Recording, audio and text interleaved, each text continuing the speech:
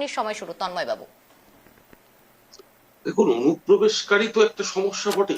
আজকের দিনে দাঁড়িয়ে অনুপ্রবেশকারীরা একটা বড় সমস্যা। আজকে রোহিঙ্গা যাদেরকে বলা হচ্ছে বা যারা বাংলাদেশি অনুপ্রবেশকারী, তাদের তো হুম। একটা সিস্টেমে ফেলতে হবে। আজকে এসআইআর করে যদি সেটা সিস্টেমে ফেলা যায়, অসুবিধে কোথায় আমার জানা নেই। অসুবিধে কি এটাই যে অনুপ্রবেশকারী দ্বারা ভোট নিয়ন্ত্রিত হচ্ছে বা ভোট ভোট ব্যাংকে তাদের একটা আলাদা ভূমিকা রয়েছে, সেই জায়গাটা কি কেন্দ্রভূত করার চেষ্টা করছে আমার জানা নেই।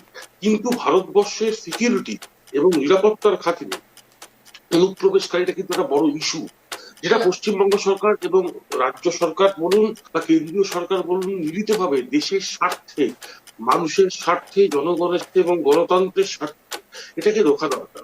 আজকে মাননীয় মুখ্যমন্ত্রী মমতা বন্দ্যোপাধ্যায় যে কারণে এফআইআর পদ্ধতিকরণ দিক থেকে বিরোধিতা করে সুপ্রিম কোর্টে গেছেন সেই বিষয়ে কিছু নেই, কিন্তু একটা বিষয়ে বলা দরকার, এসআইআর করে যে স্বচ্ছ ভোটার তালিকা গ্রহণ করার চেষ্টা চলছে সেটা উচিত, এবং প্রাপ্ত ভোটারদের এবং যারা হুম। সরকারের ভোটার তাদেরকে রাখা উচিত, এবং সত্যি যদি প্রবেশকারী হয়ে থাকে তাদেরকে তাড়ানো উচিত দেশ ও দশের স্বার্থে এবং গণতন্ত্রের বেশ, স্বার্থে। আপনাদের প্রত্যেককে অসংখ্য ধন্যবাদ শব্দের কাটাকার অনুষ্ঠানে যোগদান করার জন্য। আমরা যে 1 ঘন্টা টান টান যে বিষয় নিয়ে আলোচনা পর্ব করছি, অর্থাৎ এই মুহূর্তে দাঁড়িয়ে এক নজিরবিহীন ঘটনা, যেমন